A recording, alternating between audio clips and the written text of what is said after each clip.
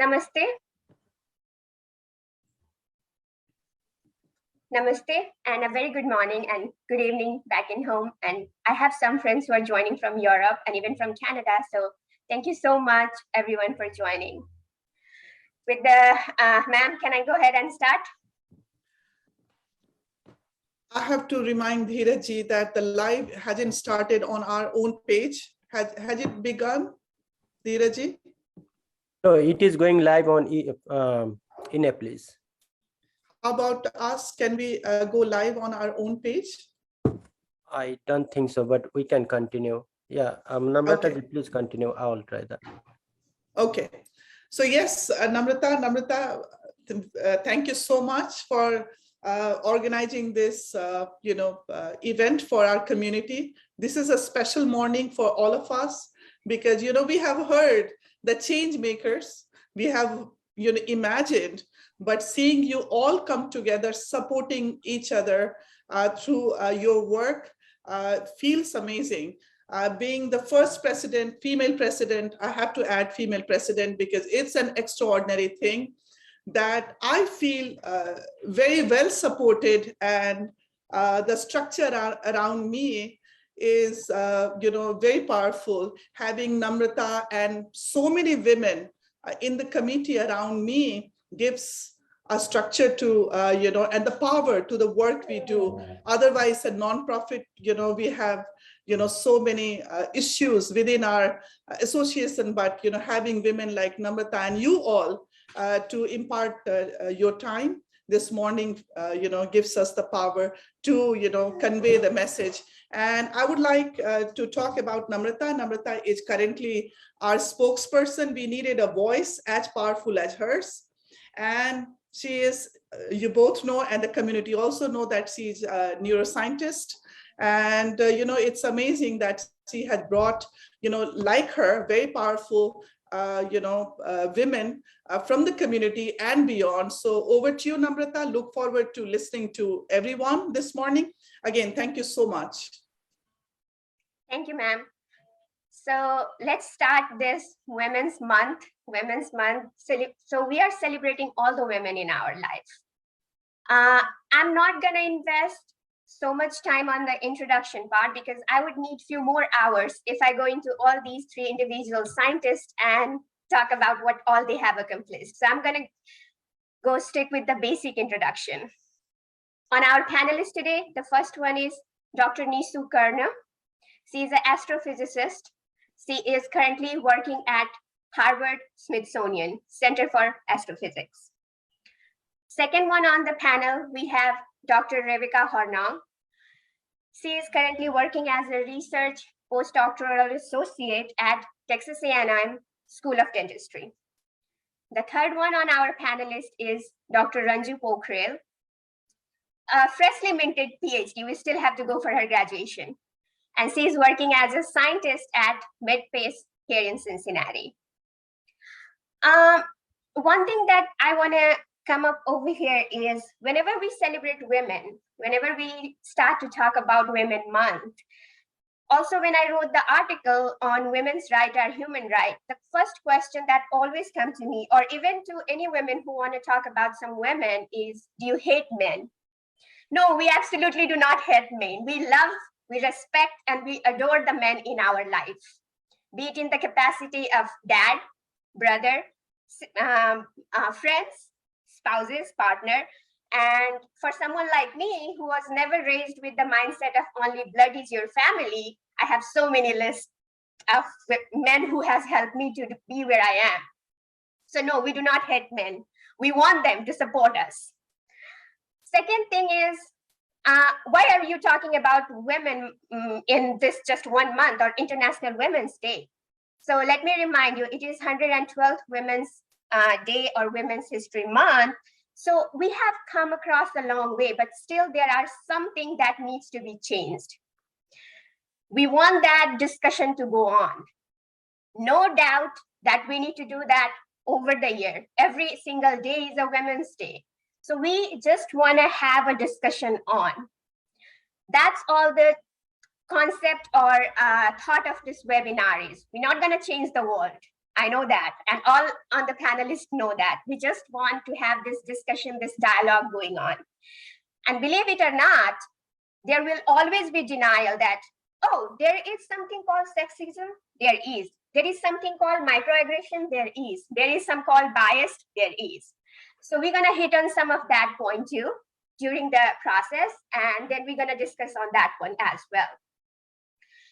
Before we start the webinar, some housekeeping rules. I'm going to talk in English because some of our panelists don't understand Maithili. Some of our panelists don't understand Maithili or Nepali, so we're going to stick to English. And I am delighted that these three scientists, I'm not going to call them women scientists, so change start from me. All these three scientists, I sincerely appreciate all of you taking some time off and giving this time to community, because once the little girl back in Nepal or here, when they hear you, they will be inspired, because you all three have been my inspiration throughout. You have helped me in different stages of my career.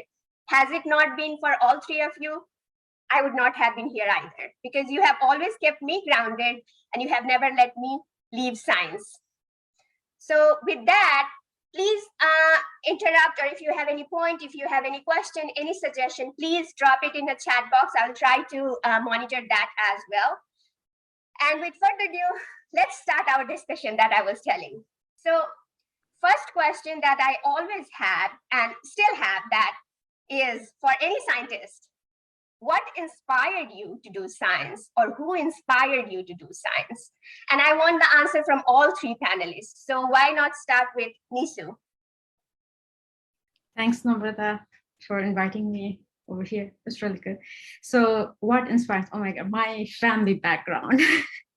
So my dad, I will say my first impression is my dad. Like, he worked, like he had his schooling in art, liberal art. He worked for the bank, and he is doing research in astronomy science. It's like a huge background, and he was always like so much deep into the research that it always influenced me. So I have a role model on my home, my dad, who is a male, right? And I have a sister, like I have sisters working on like different field, like physics or commerce, something. So I have like a whole thing I can call is my family that inspired me since I was a kid. And that's why I'm in science. And it's our day-to-day thing, right? Science is our day-to-day thing. You don't have to differentiate as a part of life. It's there. So I will start with the family. So that's my point. Thank you, Nishu. What about you, Becky? So my parents supported me in doing whatever I wanted to do. They're basically like, you need to be able to support yourself, because you're not always going to have somebody there to support you. So do what you want to do. So when I first started school, what I'm doing now is not what I originally wanted to do.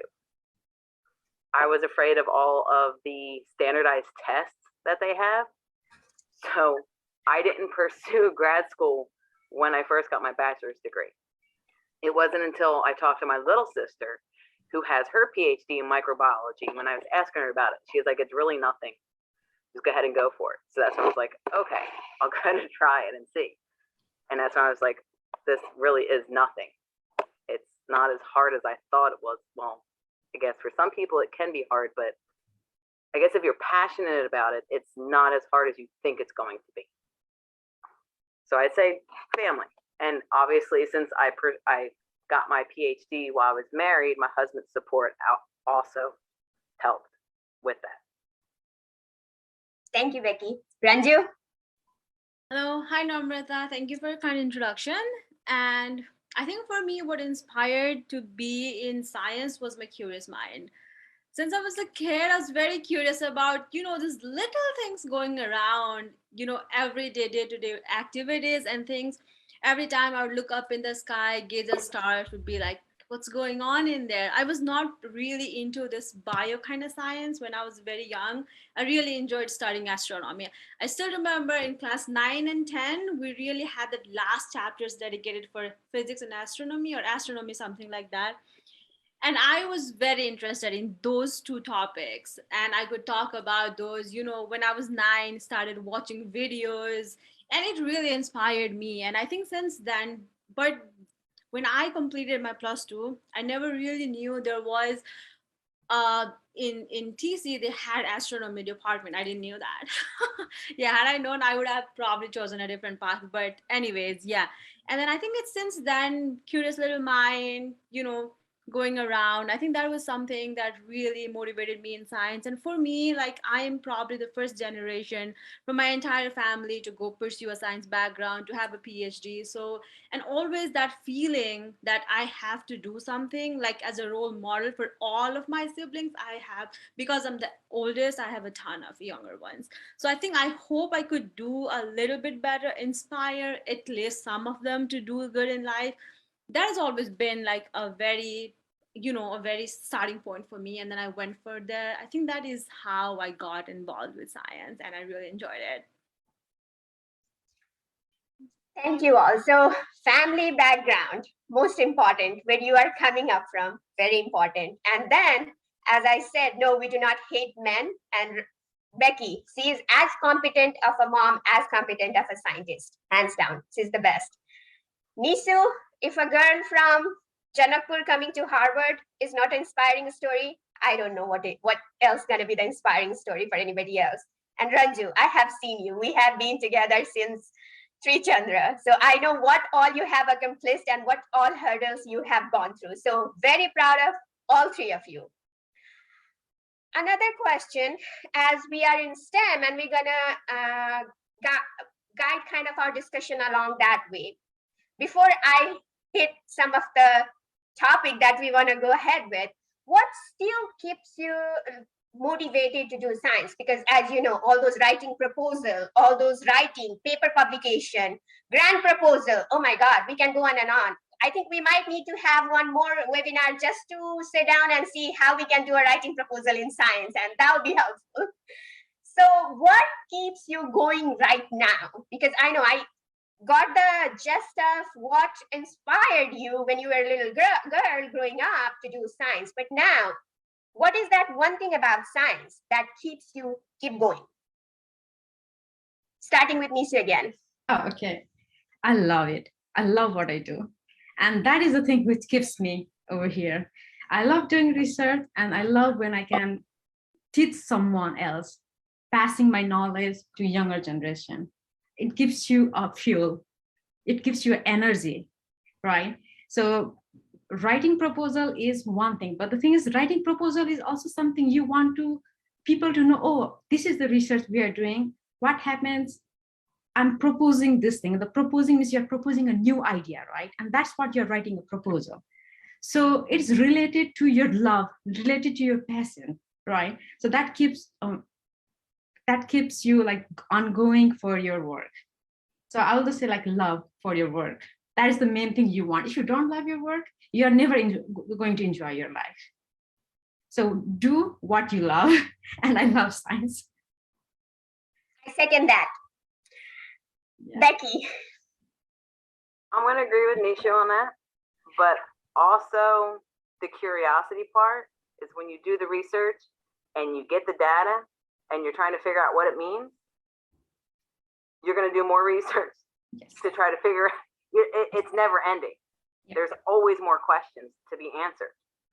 So it's just the curiosity of what if, what is this? What does this mean?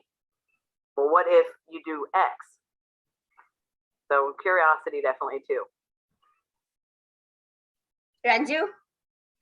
For me, I guess my academic part is left a little bit behind now because I transitioned into industry.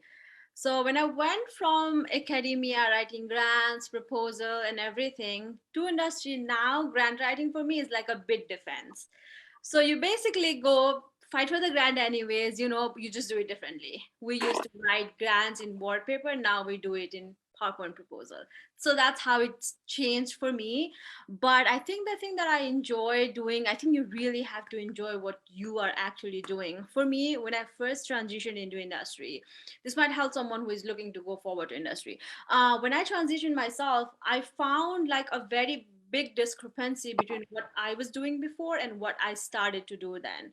So it was kind of, I had to toggle all around and try to keep in touch with everything. But now this is my first year. I've completed, as academic, not as an industrial scientist. And I think now, as I understand what the science I'm doing, I'm basically a clinical laboratory scientist, which means that I learn about clinical tests, whatever your blood test, different new tests that we're doing, all these tests. And I think understanding this test, understanding this, how they work, because this applies to like everyone, we are all going through, that is something that nobody can avoid. So yeah, and learning about these things, learning about new techniques and how we measure, let's say we're measuring blood glucose, there might be a ton of different techniques, what does what, and learning about those things is really interesting. So yeah, I've been liking it so far. And of course, I had complaints when I joined, but now as I stepped up, as I took all my baby steps and trying to walk and crawl, now it's good. Yeah. You just have to be a little bit patient. Oh my God, I resonate with all three of you. And you know what's the glory about this?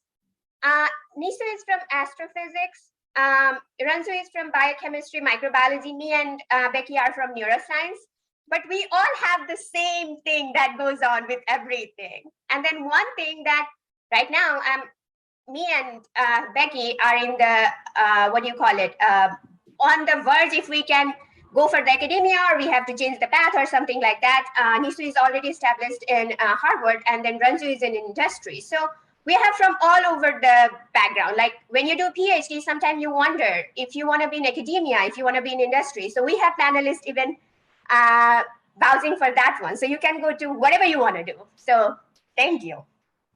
Yeah, that happens until you find a position. It always happens in the transition phase. You have transition from PhD graduate to postdoc, and from postdoc to some permanent position. There's always a feeling, oh my God, should I stick in academia or should I move? I can earn double the salary what I get in the academia. Or I should enjoy my passions and stick with the thing I love. Oh my God, I have that discussion with Becky every single day, that what we gonna do, because at the end of the day, bills need to be paid, right, Becky? Yeah, I agree. But but like I was telling my husband, so there's this concept called the Venus Society, which is basically no money, no nothing. People volunteer. It would basically be an automated society. So robots would provide food and trash service and basic necessities. And you can sit home and game all day if you want it. However, others can go and do research if you want it. So it's just, I would thrive in that society. It's not about the money for me. Awesome. So yeah, that is like, when I was trying to get this panel, I was like, I'm not only vouching for academia, we have as competent of a scientist in industry, and Ranju is a perfect example for that one. So I wanted to have scientists from all around our so-called science after what we do after PhD. So I wanted to have some from academia, some from industry. Well, see, that's good, because I know I've talked to some young ladies that are working on their PhD now, and they don't know what way they want to go. And having her here, if they're listening, is great for them to decide whether they just want to go straight to industry or go and pursue a postdoc in academia. Yeah. So that is very beneficial. Yes, and also not only industry and academia, there are some other, like if you want to go and do some patent on some of the findings, you can go for those routes too. Writing, there are so many different routes. So there are options that you can browse around. Yeah. Now, next thought or discussion, or which I have faced myself, what is microaggression and how it is in STEM. So in general context, what is microaggressions? Sometimes they are told or they are addressed to you and you think it is as a compliment. How? I'll give you an example. If a woman is in leadership position and she says something authoritative, she is usually regarded as your bossy. But if a male is in the same position, he will be regarded as leaders. one thing I want to add on here, it is not only coming from the male or female, it is the mindset that we all have, or the education system, or any system that we are coming from. They are not personally attacking you. It is just the system that has shaped us in a way. And for me, being a woman of color, I usually get is like, the first thing that I usually get is, your English is so good. How long you have been in the United States? And I'm like, yeah, I'm non-white. That's why you're giving me that tagline. So these are the kind of comment that you get, which is not actually personally attacking you, but it is the system that we come from. And I have a problem with that. And if you go to the stats part, 64% of the female who are in leadership position in United States reported one. They face this microaggression. And it comes from male, female, everybody. It is, again, I'm not targeting a male group, as we will be always, none of us hate male, no. I always wanna emphasize that part, but it is there. So how do you deal with it? I'm not even gonna go into the Nepal, because there the discrimination is raw, still raw. So microaggression in every aspect of life, but then again, denial system is already there. I volunteer for 3 organizations. And even in some of the committee meeting or something like that, we do get that. If it is writing the minutes, oh, you should do that. That won't be hinted to you as that you have to do it. You are doing it just because you are a female. So those kind of microaggression I'm talking about. And let's talk about it. Let's see how we address it, and let's see how we deal with it. As I told you, it is often taken as compliment. It is not. Some of us don't even think that is a microaggression, but it is. So how do you ladies deal with it? So starting with Nishu, what are the microaggressions that you have seen at workplace, and how do you deal with it? Like same example you gave, your English is so sometimes I take it, okay, yeah, I speak 4 languages, so that's fine, I'm good, I'm like multilingualist. So English is good, that's good. But the other time when there is like, sometimes it is intentional and sometimes it is unintentional, and unintentional happens a lot of time. That's I figured out when there is 2 different race, or when it's 2 different gender, or like anything different. If there is like 2 different age people, it always happens. It always happens. It's always there. So it should not stop you from what you're doing. That's what I feel. And most of the time what I do is like, if there's I get something, I say like, I just want to know the intent, like why you are saying this, or what made you think this. Can you clarify what you meant about this thing? So just ask for clarification. I usually ask for clarification why you are saying this. Was it intentional, or due to this, you said this thing and it hurt my feeling. So is this you meant? Just wanted to make them realize what is said should not be said that way. So I always take it as like asking for the clarification, like why? Or if there is something people who doesn't affect in your life, ignore it. But don't make that impact in your work that what you are doing. Never, never, ever. Do your thing. Yeah, that's all I will say. Never impact that in your life, but ask for clarification when there is there, and let them know that was wrong. That's awesome. What I do. The best part, the 2 points, I would say, yeah, ignore most of the time. That is very important, because, but then also call them out. If it is affecting you, or if you didn't like that comment, just call them out. Yeah. I have been doing that so much, and I always get this tagline of feminist, ultra feminist, opinionated, and I'm like, I don't care. Let's go to Becky now. I'm the type of person that doesn't let what other people say or think about me bother me. I just don't care. I'm going to do what I want to do because it makes me happy. If somebody is of the opinion that I'm less because of my age, my color, my gender, whatever, that's their problem, not mine. I don't care. Their opinion does not affect my work in what I do, the data I produce, the papers I write. And in the data that I produce, the papers I write, I can change their mind to see that I am not what they think I am.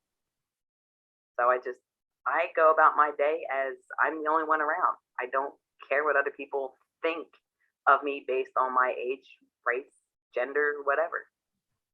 But that's me. I've always been like that. Becky, just to add along those lines, not intentionally, but ever unintentionally, have you ever encountered those kind of microaggression at your workplace?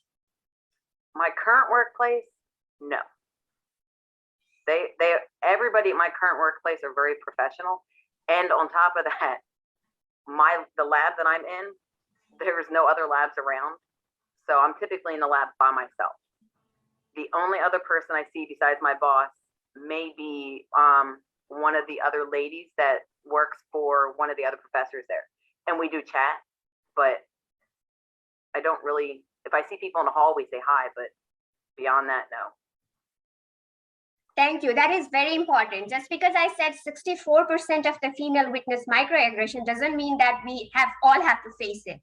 There are some workplaces where we do not have to face it. That's why this is very important. We should just discuss, not like if there is not, we are being aggressive and all that. And as both of these ladies said, ignore them. Nothing should impact the work you love to do. Ranju, have you faced those microaggression and how do you deal with them? Okay, first of all, I think I agree with everyone saying that we need to ignore things. Yes, we need to ignore things and not let anything bother us unless and until we're doing something that we really like. For me, like when I came into US, I came into Ohio University, which is a very, very friendly place for international people. I think I've always mentioned this and how grateful I am for being in there.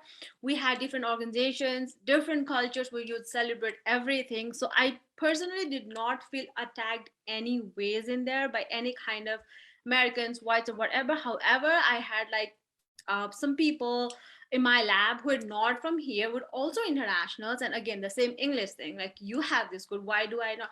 And I was like, dude, I grew up like this, so yeah, I don't know, right? But those things come to us most of the times. If we are all international, sometimes I think it also comes out of ignorance, because they don't really know what they're asking is probably, relates to something that's a little bit offensive to the other person. I have a friend currently, she's very naive, so she talks about things that she does not even know that affects other person. Sometimes it points out to be racist, sometimes it points out to be things like that, but she does not really know what she's talking about. So we also need to think about those people, think about their point of view, think about their ignorance, and then deal with it like that.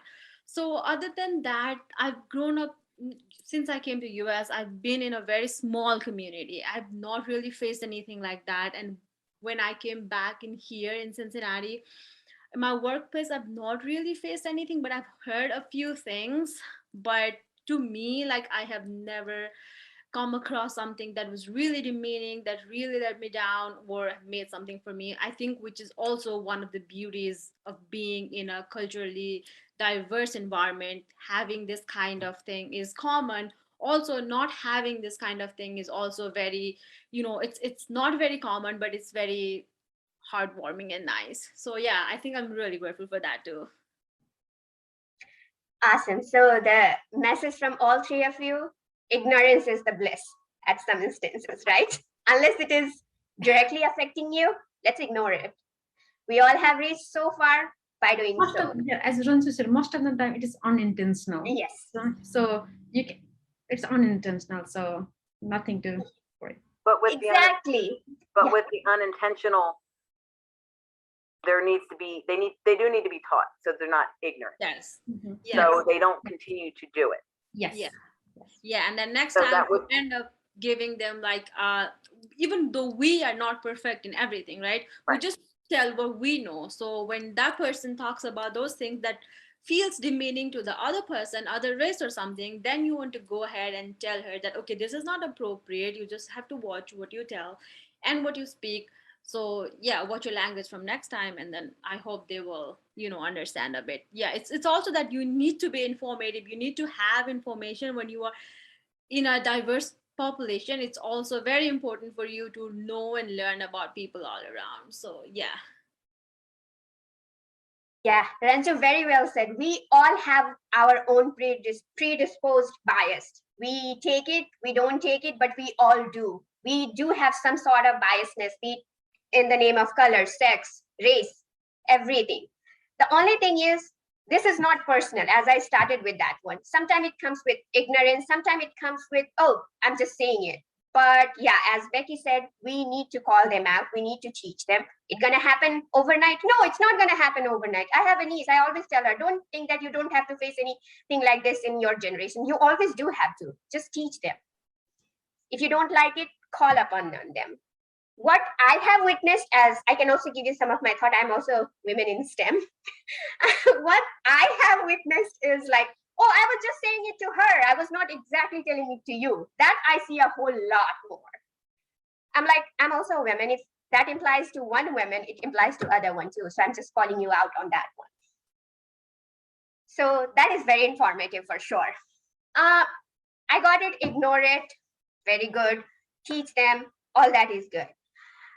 Do you all have those HR or department for women where you can go and report those cases if that ever happens?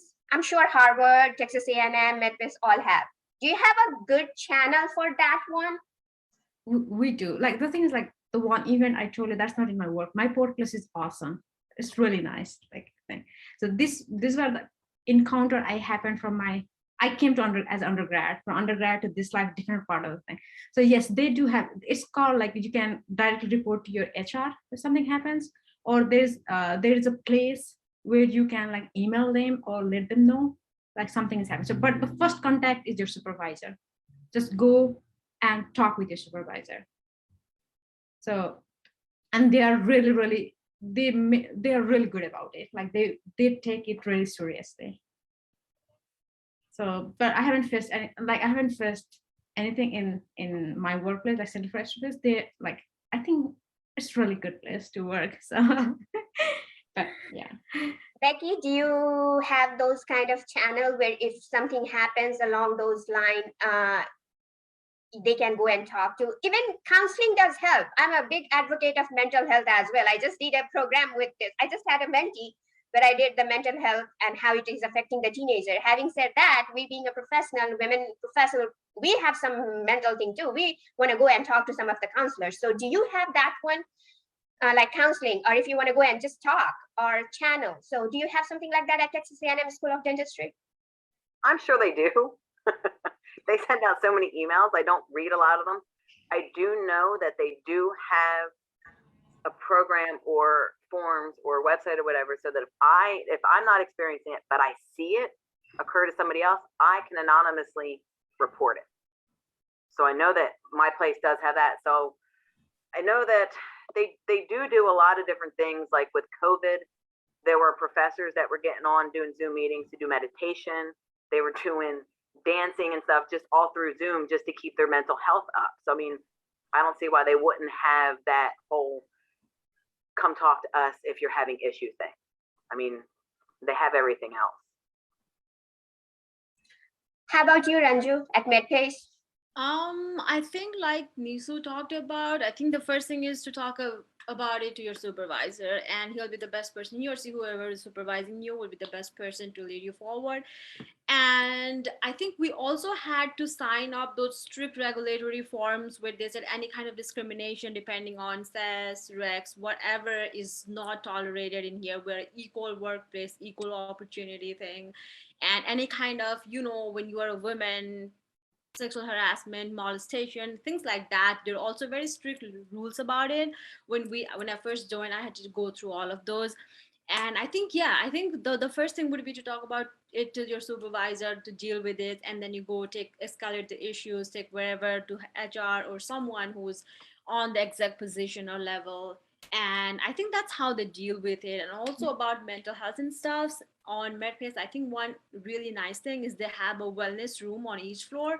So if you're not feeling like, well, if you feel like you want to rest for like half an hour or so, you can just go into your wellness room, stay there for a while, take deep breaths, meditations, cleanse yourself, and then come back to work. So yeah, I think it's kind of balanced for me for now, but I do not know what things hold when you go into upper positions, which are more challenging, which have more responsibilities and stuff. So yeah, but up until now, I think it's I'm handling well and it's going pretty good. So have you used those wellness rooms for yourself? Yes, I've not used too many times, but I've used like once or twice for the wellness rooms. They're just basic normal rooms. And then for lunch, we don't actually have to sit down at desks and have lunch. We just go to conference room, have like a group of friends together, go to conference room, sometimes go out for lunching.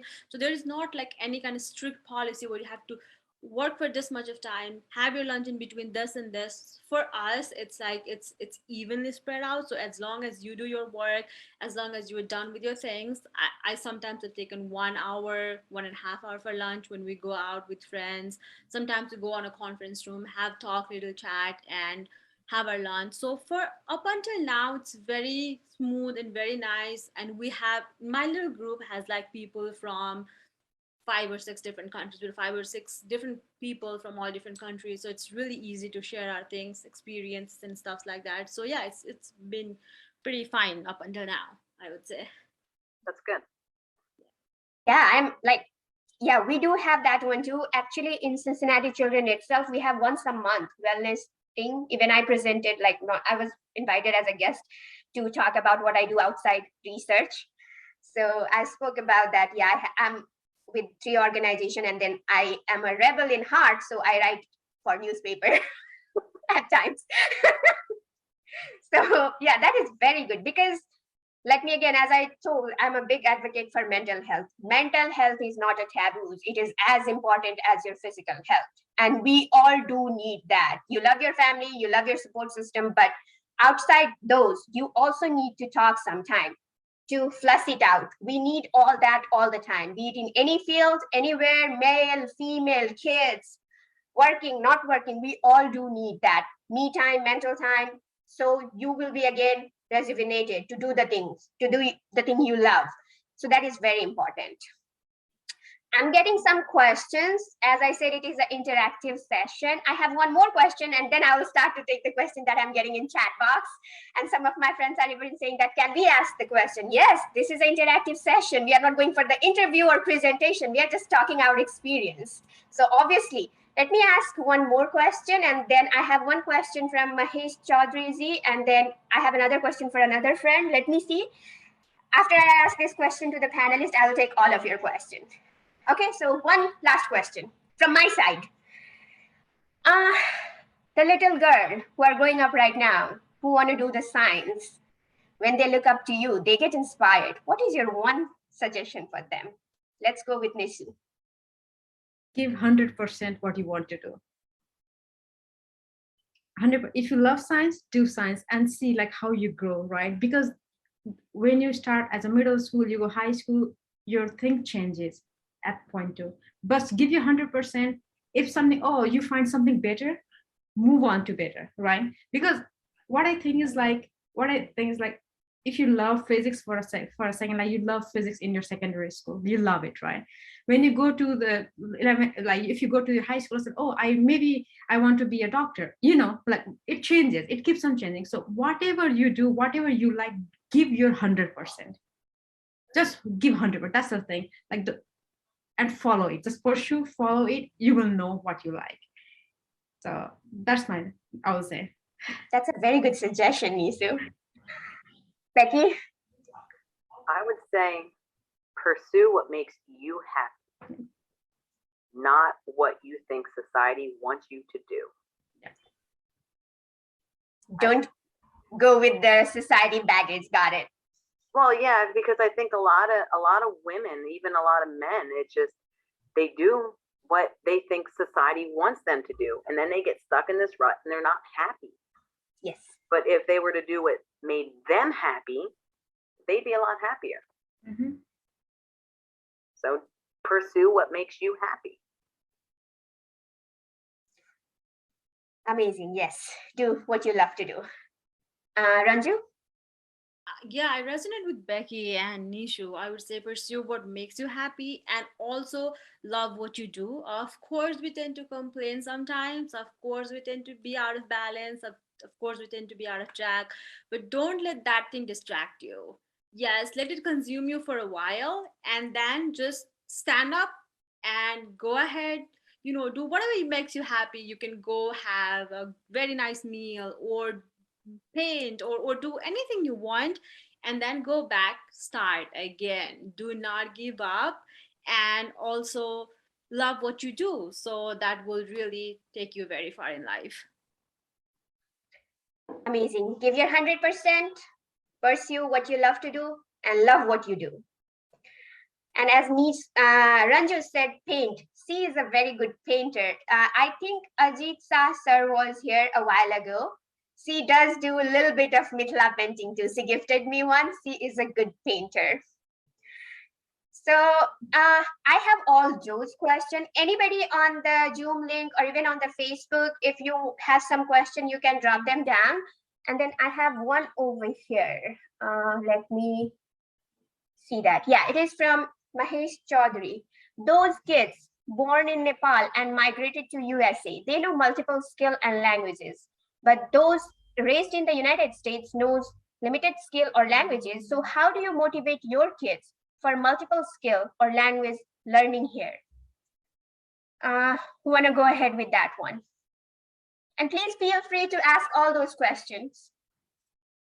I don't know if Ranju or Nishu have kids. I do. And I completely agree. Americans are raised to not really learn anything. I mean, yeah, we're raised that they're all pushed to go to college, but it's, go learn a second language, but it's not instilled in them when they're born or little. Like when you guys are raised, you probably are learning your mother tongue as well as English and other tongues that are in your community. American kids do not, unless they have parents that immigrated here from a different country. So their parents know the mother tongue and they know English, so the kids are raised to learn both. But down the line, that mother tongue gets lost, because I know my great grandparents immigrated from here to here, but the language they spoke wasn't passed down. So I don't know it from the several countries that they came from.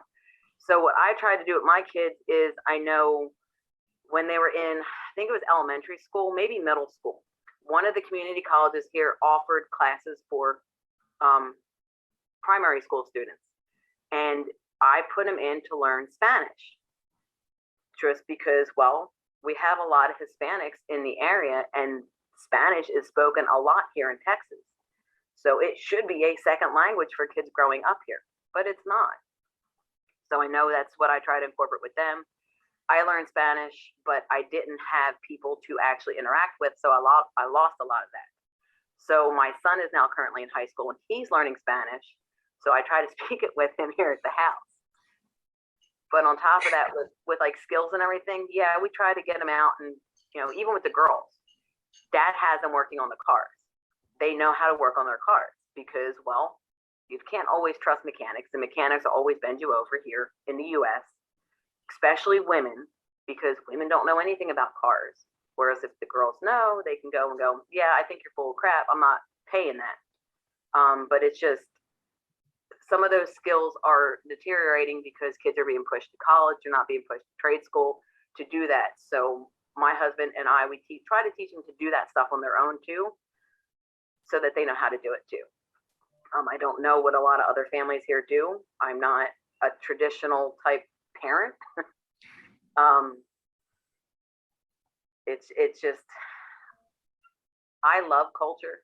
I love people that are different than me. So I try to teach my kids the same. I know what I was telling Namrata before, one thing I was wanting to do for Thanksgiving is not do the traditional, because we don't like turkey, but do dinners that celebrate our friendship with people from different countries and different backgrounds. So it's just incorporating my friends' culture into my life. And my kids do that too with their friends. So I think it's just being open to people that are different than you, embracing that and welcoming that will help kids and potentially push kids to want to learn about other people's culture and language. But that's me. I'm a bit different, so I can't speak for other native-born Americans. You already have a slice of Nepal from me. So now after this webinar, I think you're gonna learn Maithili and Nepali both, right? Yeah, I'll look it up. Yeah. I will try to. I mean, I won't have the accent, but Yeah, I'll teach you. We'll get there. Do you want to add to that one, Nishu? Yeah, I think like Becky has already like said most of the part. So for my, like I have a kid, I talk Maithili in Nepali, like in home. So he's just a toddler right now. And we have friends that speak Nepali and Hindi that are talking, and we know he's going to learn English on his own. Like he's in the United States, he will learn it, right? So right now he's 23 and he knows words from 4 languages. That is good. And we are thinking like, and of course I love like kids learn more language. So maybe when he'll grow up, we'll go to a different language like Spanish or something from school, like school. And Becky brought really good thing like introducing culture in the family. So we always try to, whenever there's a festival or something, either it's like our festival or like a Thanksgiving or something, we try to introduce everything so he knows like a different culture too.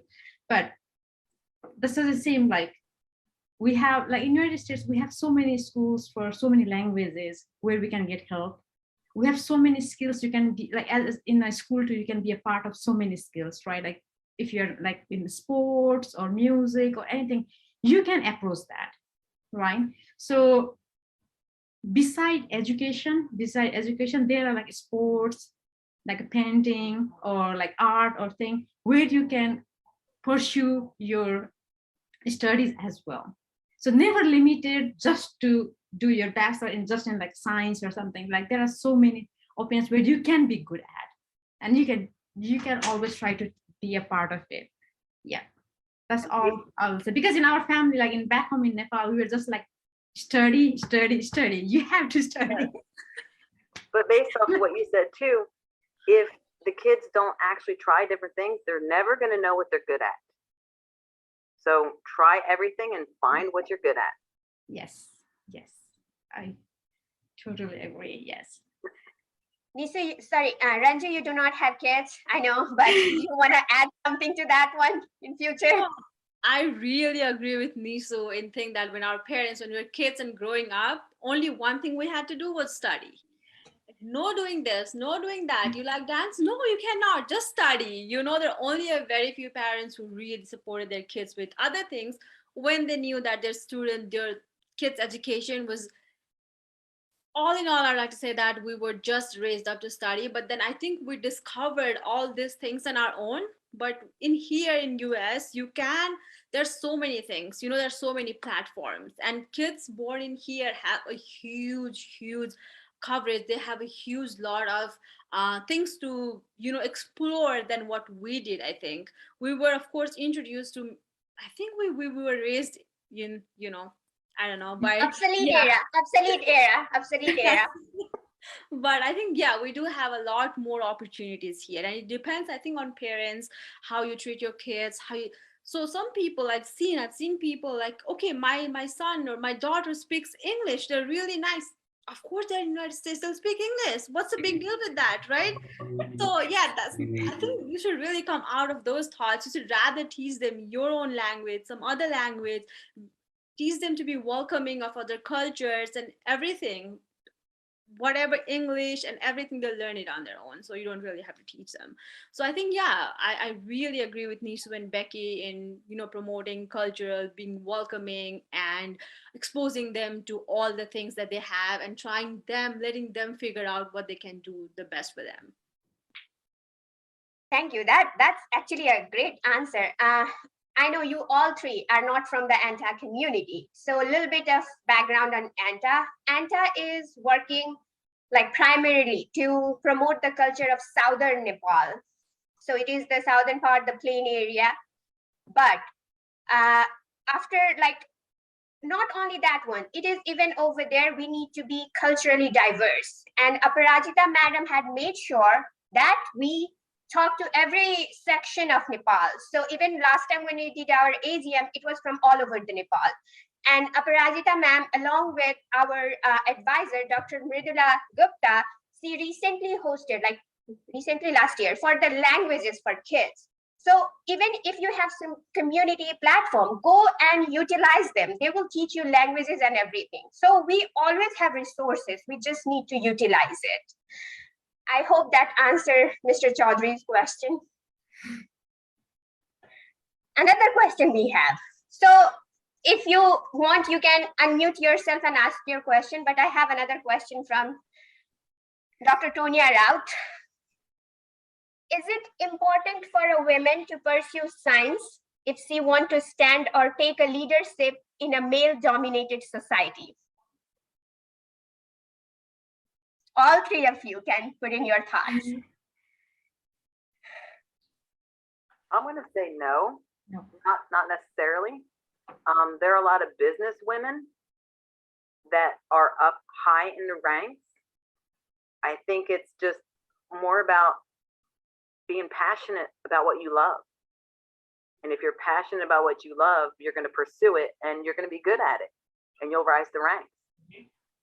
And men will see you as a leader.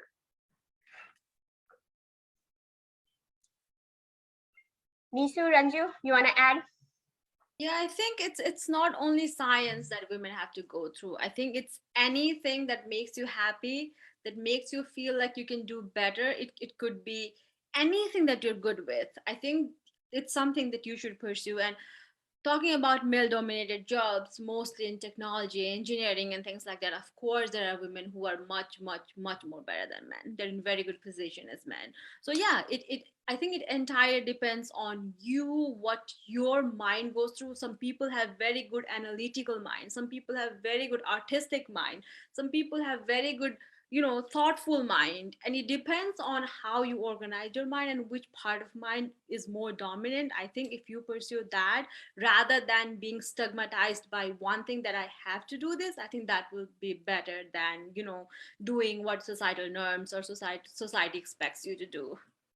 I can tell you off of Ranju's comment, my husband is in technology. Mm-hmm. So he's a boss, and he doesn't actually get a lot of applications from women. He just doesn't get them. He has had a few, but the ones that come through, he said that for the position he's looking for, they're more like lower level. They're just starting out, so they don't fit the position he's looking at. But he goes, I totally hire a woman if she came in and she had the skill set I needed. Totally. He's worked for women in technology before. And I think he's had 3 or 4 women bosses and has had no issues with any of them. He's liked all of them. So it's just, there are women in technology. It's just, there aren't many. And the ones that are there are passionate about technology. They have that I don't have that mind. They have that mind, that they have that curiosity, that desire. So it's just, they are there. It's just, I don't think that is something we push on our little girls is, oh, that's technology. No, that's guys do that. No, it's if your little girl is passionate about computers or any of that, push her to it. Give her the opportunity to fill those curiosity. And maybe she'll be that, I can't cuss, so that Namrata knows what I'm going to say, that bad woman at the top that's kicking butt and taking names. It's just, but I think that comes back down to parents and society. It's, oh, well, push them. If that's where their curiosity is, don't hold them back. Push them, feed them. Feed that curiosity so they keep asking questions. Sometimes they also, I think, get, covered up by the imposter syndrome. In a male-dominated society, in a male-dominated job, would I be sufficient enough? I think sometimes if your kid is really good at science and technology, your daughter is really good at that, but she feels like, I might not be good enough for that. I think she still needs a little push from people, from parents, so that she can pursue her passion. So it also goes the other way around. So I think we should still, be acceptive or help them to discover what they want. But also if they feel like they're not sufficient for that thing, I think we should also give them a push so that they can pursue that. I agree. I think that's what a lot of little girls, I think, yeah, a lot of little girls feel that they're just not good enough. And I know for me, I was always like that. And it's just because I had a hard time understanding math and physics. So Nishu, you're Yeah, like got yeah. it because Oh. physics, yeah. But I always had issues with that. I'm a very visual person. Physics is not visual for me. I can't visualize acceleration. Sorry, my brain just doesn't work like that. But so because other kids in my class just always got it, I always thought, well, I'm just not smart enough. I can't do it. Where in reality is my brain just doesn't use that. My brain just works differently for physics and stuff. So if I go for something I'm good at, then I'll excel. If I had to pursue physics, I totally probably would not be very successful. Nishu, your thought on that one? Like, I would Is say it only STEM that female need no, to that go is for? totally no. People in admin, people no. That is 100% no. That's why I didn't wanted to add more on that, but because Becky and Ranju has already pointed out all the things, like most of the thing. So no, you can excel in any field. It doesn't have to be just the STEM. And there are a lot of examples as well, right? Like I can just give an example of my mother-in-law. She is a PhD in liberal arts, and she's working in a she's working for really she's in the, how can I forget the name? That's okay. She's That's working okay. in the government, and she's doing a lot of changes for other people over there. So no, that is my straight answer was like, no, you don't have to be in the STEM, and you can excel in everywhere you can go. So Okay. She said, thank you. All well said. Love that. Okay. I have another question from Sukhbir, and that is for Ranju. Such a great session. Thank you, Sukhbir, and thank you for joining from Canada. Question for Ranju. What advice would you give to PhDs wanting to transition to industry? How was the transition process for you? Okay, so the transition process, and I think the first thing is you need to brainstorm yourself, whether you want to be in academia or industry. For me, like from the first day I joined my PhD, I was like, no, this is the end will be my formal, my formal education will end when I finish my PhD, and then I'm going to, an industry. But also thinking that being international, being in US, you have visa problems, you have different issues. We also have to walk through that apart from our career. So if you want to go from academia to industry, I think the first thing I would say, you just need to assemble some of the qualities that is needed in industry, like something that you're really good at. For me, it was assays. I really worked with a lot of assays, immunoassays. So that really helped me get into this position. But for you, let's say you have really good expertise on mass spec, so you can be a mass spec scientist, you can be a mass spec person in industry. So I would say just focus on one thing that will really help you excel in industry, and that is really needed in industry.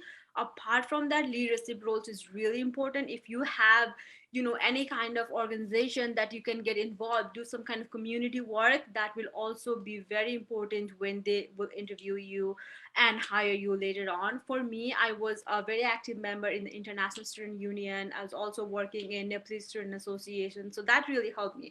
That also in this country, you also have to be very accepting of diversity and inclusion. So make sure that you are also touching everything with diversity and inclusion. And I think one of the most important thing other than that is just coming forward, being straight up to yourself, letting yourself know what you want. The first thing is what you want, and then once you prepare your mind, writing CVs, resume, cover letter, all those normal things that we have to do for every kind of job. So I think it's preparing yourself, building up your skills, and building up really good skills that are really needed in industry. And once you go into industry, you will anyways learn it, and it's just a process of going and moving forward from there. So yeah, I would just say focus on something that you really want to work on. You might change some fields, but the basic thing remains the same. For me, it was going from a hardcore protein work to now completely different clinical chemistry. but the essence of what I do lies in the amino acids. So that's the basic thing that I'm doing. Yeah, so just choose one thing, and then whatever you were doing in your PhD, and then go with that. That would really help. I hope that answers your question. It did, Sukhbir, or you have something to add on? No, it did answer. Thank you so much for answering. And I just want to say it's been a great session, like listening to all of you and the inputs. And thank you, Namrata, for organizing and moderating the session. Thank you, Sukhbir. Okay, so another question is, when we say we come from a male-dominated society, this is from our CC today's bundle. Why do not we take a step back and admit saying we all are mostly grown in a family largely dominated by fathers and brothers? A society just constitutes of such families mostly.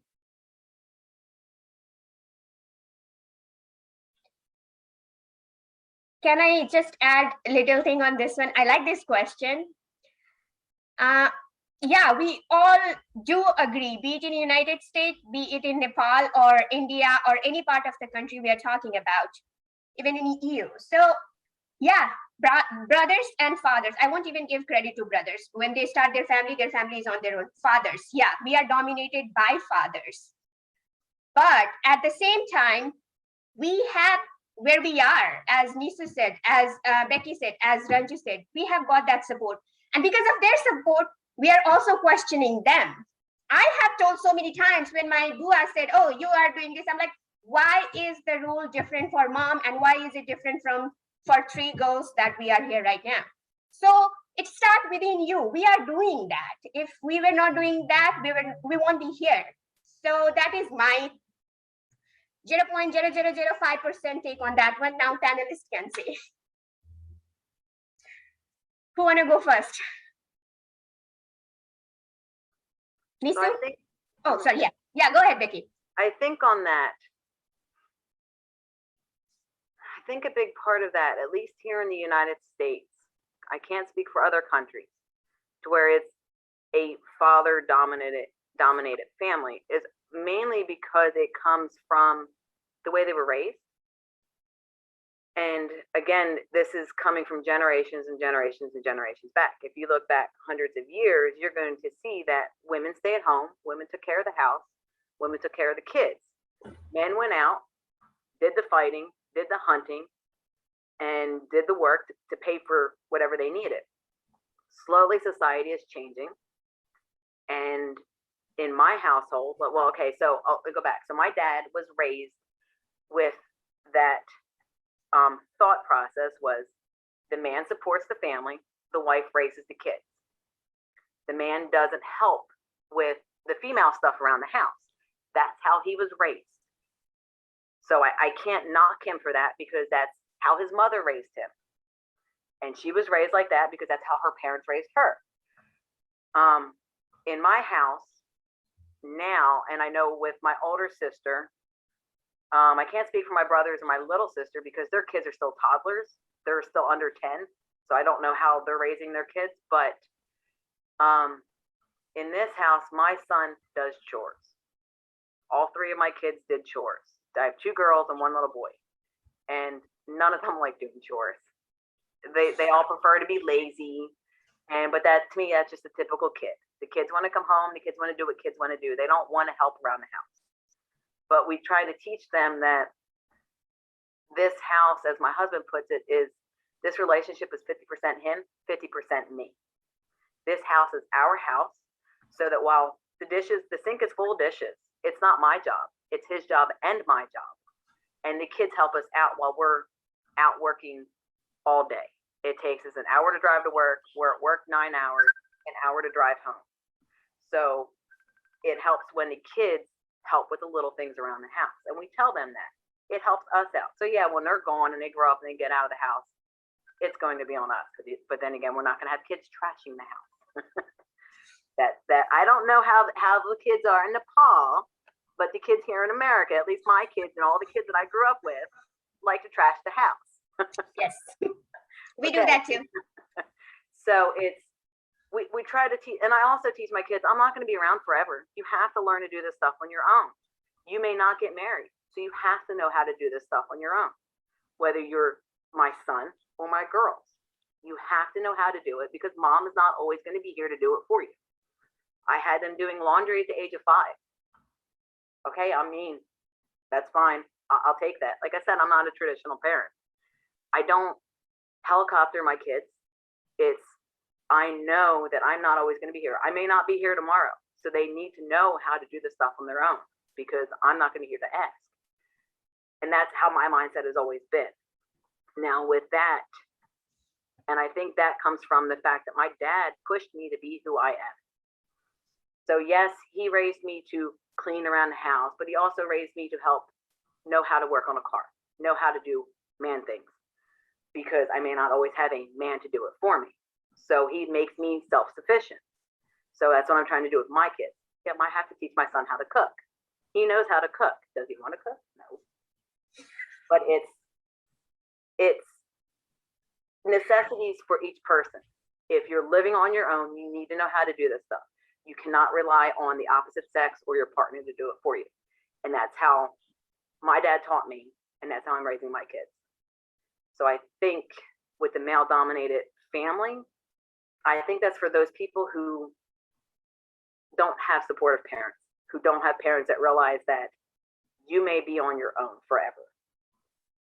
So I don't think that they see reality, what could be. I think they see what they want to see, so they don't push for that independence. At least I think. I don't know. What do you ladies think? Ranju and Well Nishu? said. No, that's really well said. Well said. And I think me also growing, like I had like 3 sisters and 1 brother. So it's, again, I will not say it's the male dominated, but like dad was the one who earned and then mom was taking. So any decision was in between them, like mutual decision, and then we learned everything. So saying as a laundry, me and my brother, like who was older than me and younger than other sister, we'll like everyone has to do their own laundry. Like mom was saying, no, if you're like, you know, in Nepal, like if you're just one son, they will say, oh my God, it's just like you have 4 sisters, 1 son.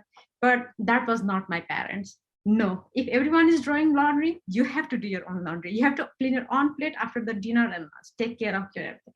And that was really good. And my brother used to complain, like my friend house, like they don't do anything, but you're making me do this. Yes. So I think my parents were really liberal, and I'm really proud of that. That is how where I am right now. So I won't call a male dominated. It's just like a fam equally responsible, like both family were equally responsible. In my case, I don't know, like in my case, I was really lucky. I consider myself really lucky. No, I can see where you're coming from, because my daughter has, one of her best friends is Hispanic, and her dad does not allow her to do a lot of stuff. She's 23 and she's the only daughter, and she is like very limited in what she's allowed to do. She got a partial scholarship to Texas A&M in College Station down South Texas. Her parents wouldn't let her go because she was too far from home. Yeah, she's going to be a doctor. So, I mean, she's pursuing what she wants. She's just doing it at college here at home. But it makes me wonder what all these kids could be if their parents would support them more and not hold them back. Ranju? Yeah, I agree. Sometimes parents can be really overprotective, and I think they don't realize their children's potential on one hand. So I think it's also like when you're being overprotective with your children's, you're limiting something on their own, but also they're really concerned about the crime rates and everything increasing. So we stand on a very fine edge here. I would say, like, from a very young age, I left my house when I was 14, and I went up and stay outside and worked. So for me, it was different case. But for my sister, my parents are overprotective of her. I don't know why. It's the same thing. And my dad, like, he never really discriminated between me and my sister. I have a younger brother. He's very young. He's only like late teens. But in terms of household chores and things like, of course my mom did a lot more than my dad does, because, you know, as a grown up in a male dominated, or whatever you might call it, we are still a little bit, you know, men are over females everywhere. So yeah, my dad would do a lot of work, make money into the house. My mom would do things inside the house. We were raised up learning how to do everything in the house, all the household chores. My brother, I try to teach him the same thing, but it's my dad who does all his stuff. I kind of don't like that, but you know, me, my sister, we would do our own laundry since we're kids. He also does sometimes, but my mom does not do anything. It's my dad who does for him. So sometimes I feel like it's my dad's does his own things. My mother never does my dad's laundry or anything like that, which is not very common back home. You know, usually women are expected to do all the household chores, but it's different. And I think they're also, yeah, I think it's also a sort of basic survival skill that, you know, every parent should teach their kids. If you're overprotective, if you don't want your kids to, you know, do work, like Becky mentioned, like, see, they would not allow her to do a lot of household chores and stuff. What happens when she grows up, someday she has to do it all on her own. You know, she has to learn how to cook, how to eat. You know, these are all basic things. And I think since we grow up, these are the things that should be taught to everyone, irrespective of whether they're male or female or this or that. I think there are basic things that everyone needs to learn, and it's the parents' responsibility to teach them how to do that. So yeah. I like all three answers.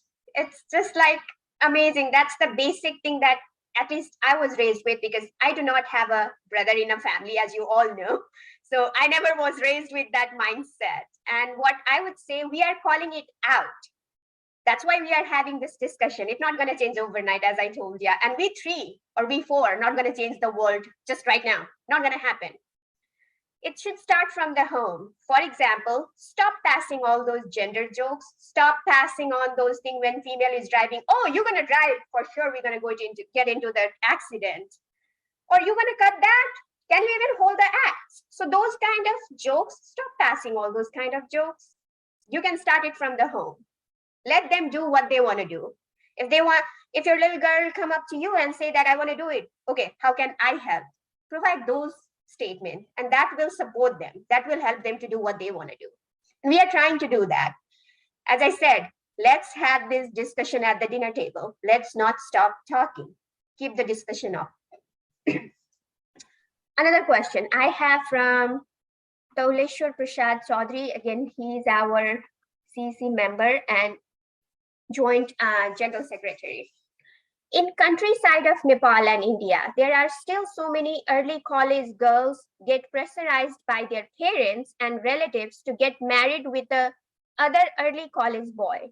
At this situation, both boys and girls are innocent and don't know each other, but they are good kids and they want to follow their college instead of involved in marriage life.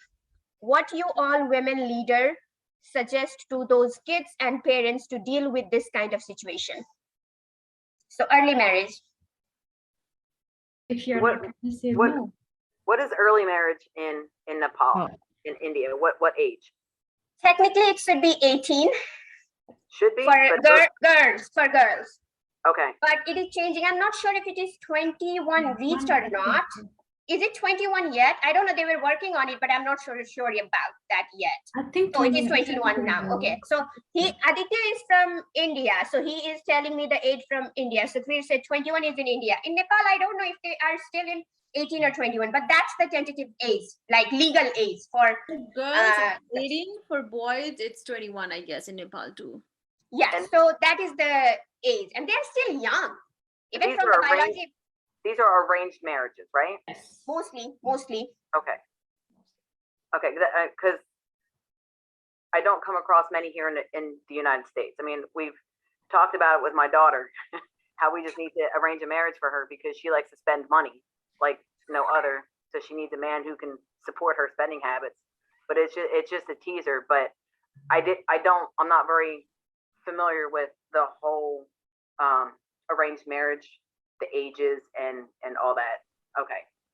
So they're young, but here in the US, they'd be considered adults. They'd be in college. I know here in the US, there are kids that get married young at the age of 18. My parents were married. My mom was married at the age of 17 to my dad. He's 4 years older than her, and they're still together. They don't get along, but they're still together.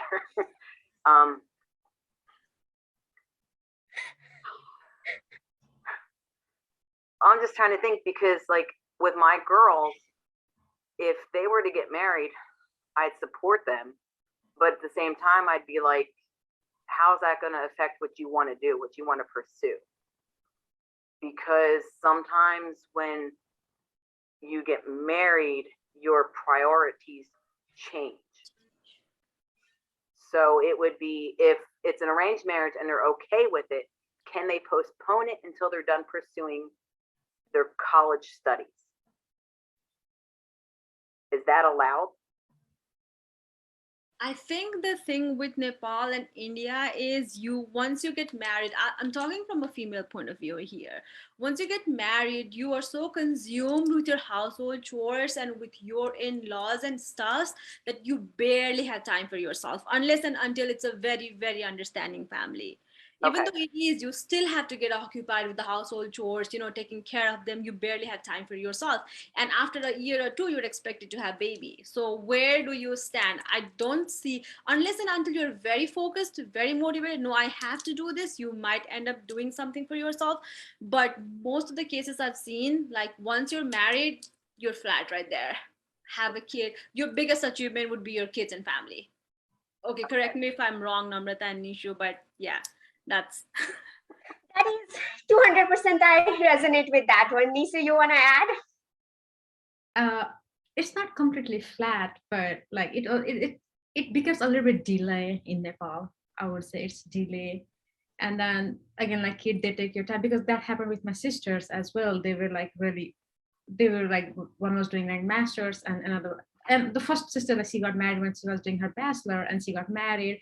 And one after another, like she couldn't complete her bachelor on time. It was delayed. I have seen the example. So that's why my dad said, like, no, we should like take up, like, unless my daughter is done masters, I'm not going to do, like, not going to get them married. And that worked out really well. So of course I'll say yes, delayed.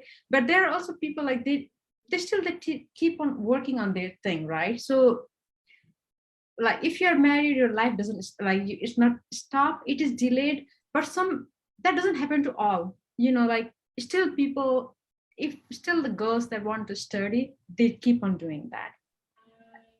Yeah, family will support. Yes, of course you need a family support, but it's you who doesn't have to give up, right? It's on you. Like if you take no, I have to get it done, you have to get it done. And then comes the family. So if you're not capable of doing, even the family pushes you, I think you cannot go high, right? What I'm trying to say is like your will and plus family support. That is more important. And regarding the, like, I just want to know, let Becky know, like when you get married in Nepal means like, if you're not financially stable, it's like parents going to take care of everything, right? In United States, if you're going to get married, at least you are financially stable. That's why you are getting married in 21 or 22. Okay. But in Nepal, you are not financially stable. It all depends on the family. Like it's all the cost, everything goes on the family. Okay. Parents. So that is the point. If you're not financially stable, at least you should say, no, I don't want to. At least let me be family stable. Let me be financially stable. Then I will think about marriage, not at the price of my parents' money or something else. So I will just ask people to just decline it. Yeah, I think that would be the better option if they give them an option. But like you said, unless and until either you're really focused and you know what you want to do in your life, that is how you can keep moving forward.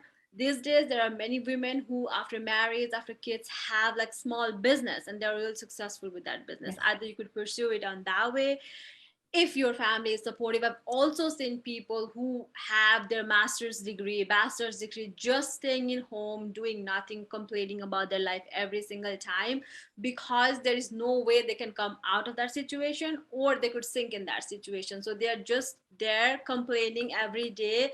But I think it's also how, separation is very stigmatized back home. If you are separated from a man, you are not a woman. You're completely a different alien out from somewhere. So I think some things there are really these basic grounds that needs to be taught. This morning I was listening to a women activist in Nepal. She was explaining so well how when a 60-year-old man gets divorced and marries a girl of 30, people pity on him, like, okay, he was really alone, he got married to a girl, now he will be happy, still feed him and stuff like that. But the same thing, when a 60-year-old woman marries a 30-year-old guy, what happens? Can you even imagine that? So yeah, there was a very good conversation this morning I was listening to, and I was very impressed with that. So there are these little things that really affect, and yeah. I hope that answered the question. And I think, yes, family support does matter. And I would say the suggestion to those parents and to those kids would be talk to them. Talk to them. Discussion and dialogue always helps. That is your best friend if you want to move forward. I have one question from our CTO, Ruby Dev. She said, we all have elder people in our house and they have a different mindset than ours. And it is really difficult to change their mindset now at this age. Agreed. How can we handle a situation where we know that the things that they are doing or asking is biased, but we also know that even if we fight hard, we are not going to change their mind? How do you handle those kind of situations? This is a we very even have that. tricky question. We have that here in the United States as well. I mean, Yes. granted, a lot of Americans here don't have the extended families living with us, unless you are an immigrant from a different country and your family comes with you. There are families in my neighborhood, particularly some that live behind me and near me, that have their extended families living with them. But with that said, my parents have their mindset. I can't change them. I tell them what I'm going to do, and they can either support me or not. I don't know how that would roll in Nepal. I don't know, but I know America is a bit different. But yes, the older generation, they're very stubborn. They are. Yeah. Some of them are. Yes. In any part of the world, I would say, not only in Nepal or United States, in any part of the world, we call it generation gap or whatever you want to call it. I'm not going for the age shaming or something like that, but they do have their mindset. They do. I think a big part of that is, again, it's the generation, it's the way they were raised, the way that they were taught to be raised, the way that they were taught world should be, the family should be, but we evolve. So they're seeing evolution in front of them and they don't like it and they don't want to accept it. You guys are, sorry, Nishu and Ranju, you want to add something to that one? Yeah, I think it's really hard to change their mind because it's years, they've been raised up with the same thing, following those things over and over. So they don't really want to give up their beliefs and everything. I think for us, bridging that gap between the older generation and how we're raising our, next generation, I think we ourselves should be woke in things that we need to, follow, and then things we need to stop. So for example, I would really like to say here, menstruation is a very big taboo in Nepal. So when we were raised, we're not allowed to go into the kitchen, we're not allowed to go into temples and stuff like that. Older generations still have those beliefs. Me coming from them, I still hesitate going to temple when I'm on my periods, which I should not be doing. I know that. And I always call you up on that. Yes. I always call you up on that. So this is how I think we as this breathing generation should, work on how we can narrow that breeze in between that older gap and the new generation coming up. I think we should be open. We cannot change them. Yes, we should ignore some things that they say. Some things, you know, sometimes when I just tweak things a little bit and do things that I like, that I feel is good, that I feel is not discriminating or things like that. Sometimes it can really be discriminative also. So I think it's all unto you and how you want to take things together, how you feel like, you know, things should be, and how open your mind is. I think at the end of the day, it's all about how open your mind is and how you can pursue that thing forward. So all the taboos and everything, yes, of course, there are everywhere in the world. Okay, so Nishu, do you want to add something? I think Ranju and Becky, like, they covered everything. I just want to add one thing. I always try to work in between your generation and that. I like just try to be in between to make them happy. Also, not like losing entire yourself. You know, try to convince it or think about something that is going to work both for you. So yeah, of course, it is hard though. But you'll always find a way. There is a way. Okay, so I think we are up by 3 minutes. Do you guys have any other question, or girls have any other question you want to add on? If not, we have to conclude this program too, because these three have taken out from the heavy schedule. So yeah, Aditya, tell me, what is your question? So it was an amazing talk. I really loved it. And this is Aditya. And I actually had 4 questions, but since we're like over time already, so I'll just like reduce it to 2, maybe one smaller one and one kind of controversial one actually. So the first one is that I was raised in a women-dominated family, like for 2 generations, like even my grandmom and then even my own household. So like my own family where my mom and dad and my sister are there. So I saw that there is one difference in both of those setups. The first, where my grandmother and my grandfather raised their kids, there was my grandfather who was earning money and not my grandmother. And in my family, like if I look at my parents, both of them are earning. And sometimes I hear that, oh, in families such as the mine, where it's the woman who is dominating, or it's like equal dominance of both the counterparts, it's generally because they are earning. And wherever there is a family where there is a disparity, it's generally because the male is earning. So those families will always have a male dominance. So do you guys agree with that, and like what your thoughts are about it? And the second question that I have is that, like, women in STEM as a community, does that community acknowledge those people who are not born as women, or like female is not the assigned sex to them and are transitioning? I mean to say trans women and if like cross genders, what about them? Like, how are they being accepted into this women in STEM, the whole umbrella of the community? Amazing question, Aditya. Yes, panelist. I think that there are some trans women that are still in STEM. There are some that are engineers. They work for Lockheed. So they're still there. I don't know if they consider themselves a woman in STEM or not. I don't know. But they're still in STEM stuff. With your other question, I think some of the mindset where you have the man earning the money and the woman not, where you think that it's the man dominated and family environment, I think that might just come down to perception, because I think if a female were the one earning the money, then people would think that it is a female dominated family because she's the breadwinner. I think part of that is because, well, if you're making the money, then you make the decisions for the family. However, I know there are some families here where the woman makes the money and it's still a husband and a wife make the decision together. Because I know my husband always told me if I made enough money, he'd quit his job. I could be the breadwinner, but it would still be an us thing. This is still our family.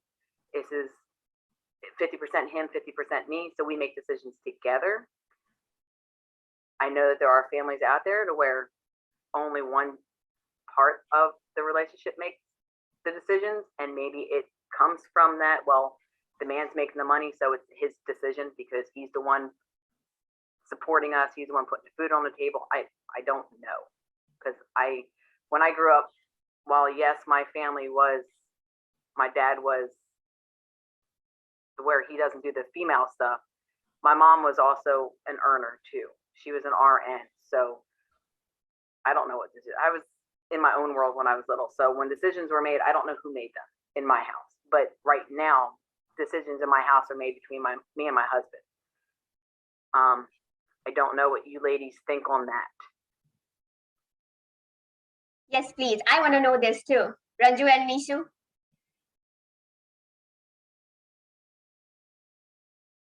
This was the tough one, though. So tough one in a sense, it depends on the family to family or making a decision, right? So every family is different. For my family, my dad is to earn money, but the decision has to be both used to talk with each other. And then, but in some places, my dad said like he was working like had higher priority, and in some places my mom has a hybrid, but they always used to discuss it, right? So it depends on the family. So that's why I say like it's really hard to just rule by one line saying, oh, this is right or this is wrong. So I don't have an actual answer for this one. It depends on the family background. And of course, it should not be on who earns the money has to make the decision. That is totally wrong, for sure. And regarding the second question, if you like to go in any field, it should be out of gender. If you're female or male, if you're whatever, it should be out of the gender, right? It is what you want to pursue as an individual. So that's all I want to add over here. Yeah, no, I agree with Nishu that irrespective of gender, it should be your will on what you want to work with, your will on how you want to pursue that, and your will on how you want to go ahead with those things. Nothing should stop you. Being a male should not stop you from doing girly things, and being a female should not stop you from doing things in technology and engineering or whatever is supposed to be male dominant. So a male can be a very good makeup artist. I've seen so many, while a female can be a very good, perfect engineer or technologist or something like that. So it can go either way. It should not be gender biased. Work should be what you should enjoy doing yourself. And when it comes to your family, I think it depends on what you consider a male or a female dominated family. I think if you're earning something, does not have to be a male. If male earns, does not have to be male dominated, because a woman is equally responsible for making that family. And contrary to that, if a woman earns, it's not supposed to be like a women dominated family. A male also has equal say in that. So I believe for me, like, even though my dad earned, my mom had equal say on every single thing. Even though me, when I was young, I knew everything, all the finances, everything, I had equal say in decisions. So I think it entirely depends on what you want, how you're raised, and what your philosophy or what your thinking is. Okay, so yes, science should be devoid of any gender-based, and we all should work together to make up the decision, be it in family, be it in any organization or something like that. Okay, so I think Dinesh has one question for Becky. Yeah, go ahead, Dinesh, you can ask her. And then that should be the last question. Yeah, I know you all have to rush, so that will be the last question. Yes, Dinesh, go ahead. Thank you, Namrata. So my question here is that we have seen like countries like Nepal, India, Bangladesh, Sri Lanka, Pakistan, UK, New Zealand, Germany, most of the countries in the world, they have produced female top ladies on the executive government. But why we don't see, or when can we see US lady being their president of the United States of America? We have Kamala Harris soon, Becky. Well, without being too political, Yeah, please, let's keep it that way. Anta is not political yet. no. There's a lot more to the US politics than what most of the people see, what's going on. So we have had plenty of female candidates for president that run for president. Like for instance, last one? We had Tulsi. She was a really good candidate on the Democratic ticket. However, for some reason, she didn't get it, although I know a lot of people really liked her. I think it just, because I think there's more politics within each of the parties that put candidates out for the US president than people realize.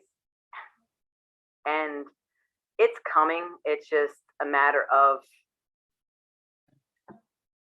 the right woman, not really, because we have had plenty of other women in the past where I've heard plenty of citizens say, if she runs, I'm voting for her, regardless of the fact that she's a woman. They really liked her, which will happen to be a president's wife, one of the first ladies. There are a lot of first ladies that in the past that people are like, I really wish she would run because I absolutely love her and she'd be a great president. However, they don't run.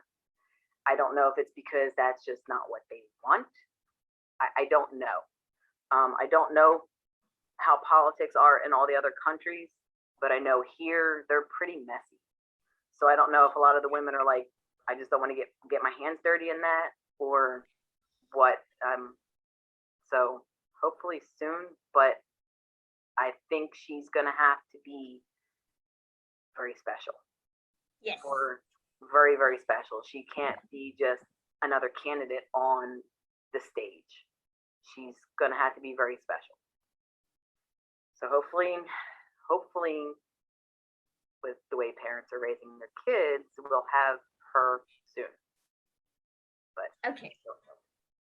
Thank you, Becky. Yeah, soon. As we are having our discussion on, soon we will have that one. Okay, so it was an amazing session. As I said, I'm already inspired by you throughout. Let me tell you one thing. Nishu is my school friend. I started undergrad with Ranju in TC, and me and Becky, we survived grad school together. So they have been my inspiration. They keep me grounded, as I told you, and I have my breakdown moment, and I make sure I call them and cry with them. So yeah, they are my support system. we all have them. Yeah. We all have them. Yep. So my take-home message from this one is, or anybody who is listening to us via Zoom link or from Facebook, let's have the discussion on Women's Day is every single day, 365 days. We're gonna do this. Let's keep this discussion on. Dinner table, park, anywhere you go. Call out if you don't like something. And let's keep the discussion on. I sincerely appreciate all of you taking this time and coming over here for Anta platform. And as I said, if you like our work, think about getting the membership of Anta. You'd love them. We love to do community work. And you can, as I send you all the link, you can go and see how Anta has been so involved in doing stuff back in Nepal and culturally being sound over here in United States too. With that, I would like to invite our General Secretary, Dheerajda, and then our President, Mrs. Jha ma'am, to conclude the program. From my side, thank you so much, everybody. Namaste.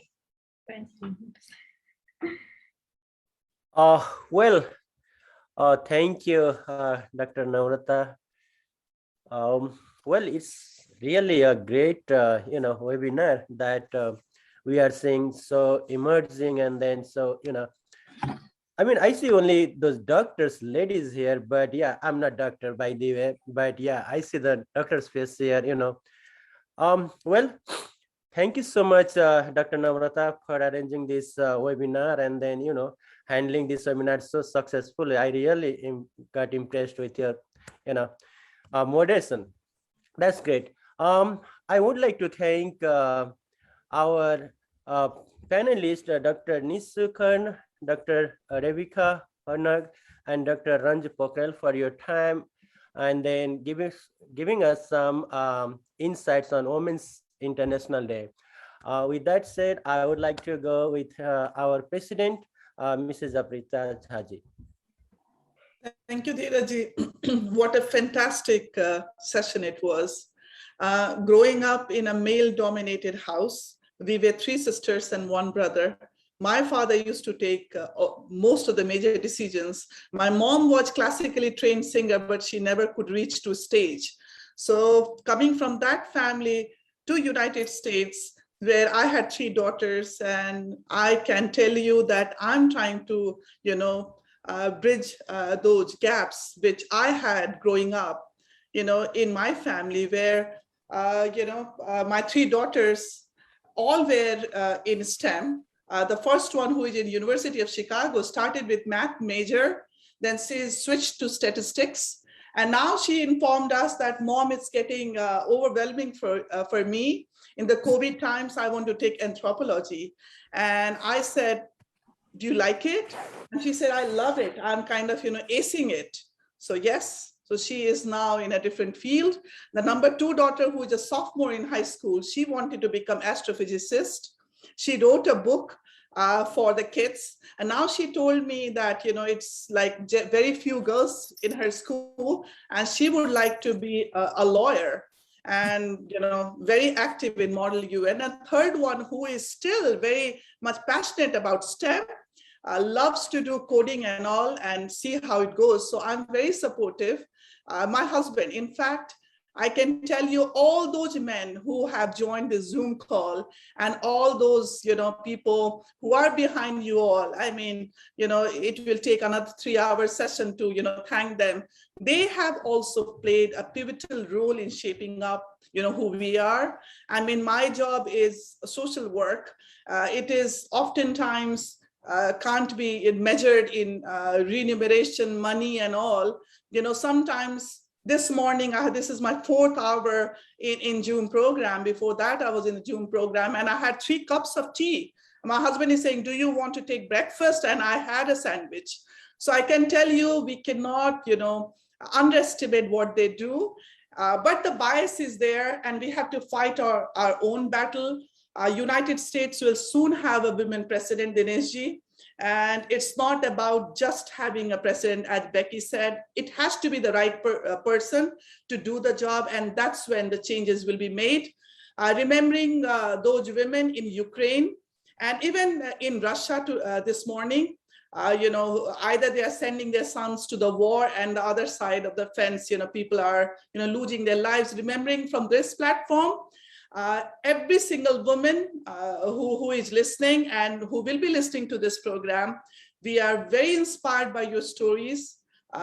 Keep doing what you're doing. And Anta is a platform which welcomes, trailblazers, even an ordinary person who has their voice to come and, speak. And thank you, Namrata. You have been an amazing moderator. I love the kind of energy you bring to the table. So I'm energized now. So with this note, I'm going into my 3rd session. I'm going to my book club. So thank you, ladies. I can't, thank you enough, so looking forward to seeing you sometimes in life. You never know. Our paths may cross. Thank you so much, everyone.